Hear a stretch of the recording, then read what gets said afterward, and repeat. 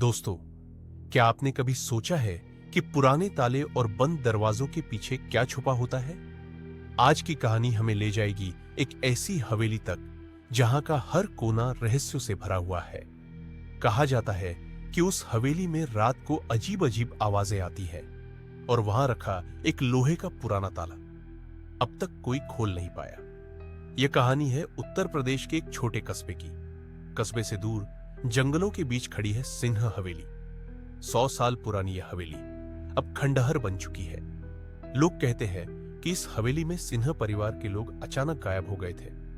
बस हवेली के बीचों बीच एक लोहे का ताला, जिस कमरे को उसने बंद कर रखा है, वह अब भी जस का तस है।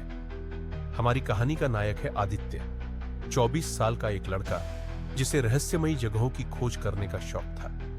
उसने सुना था कि इस हवेली के अंदर कोई खजाना छुपा है। गांव के बुजुर्गों ने उसे मना किया, लेकिन आदित्य जिद पर अड़ा रहा।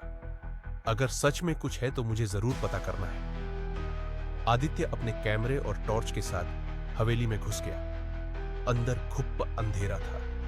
दीवारों पर पुरानी पेंटिंग्स टंगी थी, जिनकी आंखें मानो उसे घूर रही थी। सीढ़ियों से उतरते हुए उसे हल्की घंटी की आवाज सुनाई दी।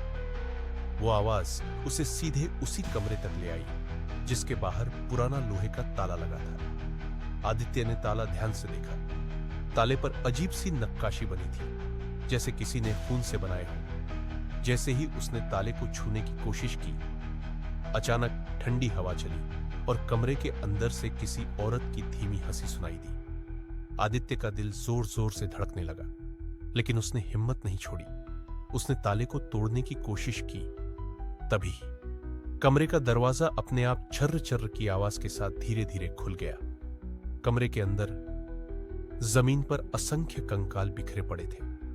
दीवारों पर लिखा था, लालच करने वाले यहां हमेशा के लिए बंद हो जाते हैं। तभी अचानक पीछे से वही औरत की हंसी गूंजी। तुम्हें भी खजाना चाहिए ना? आदित्य ने पलट कर देखा। एक लंबी सफेद साड़ी में औरत, जिसके चेहरे पर आंखें ही नहीं थी। उसके हाथ में वही ताला था और वो धीरे धीरे आदित्य की ओर बढ़ रही थी। आदित्य डर के मारे चिल्लाता है और दरवाजे से बाहर भागने की कोशिश करता है, लेकिन दरवाजा अपने आप बंद हो जाता है। कमरे की दीवारें हिलने लगती है और उसके कानों में दर्जनों लोगों की चीखें गूंजने लगती हैं। आखिरी बार उसके कैमरे में वही औरत कैद होती है और उसके बाद सब कुछ अंधेरा। आज तक आदित्य कभी वापस नहीं आया, लेकिन गांव वालों का कहना है, जब भी कोई उस हवेली के पास जाता है, उसे कैमरे की फ्लैशलाइट चमकती हुई दिखती है और वो पुराना ताला अब फिर से उसी कमरे के दरवाजे पर लटका हुआ है।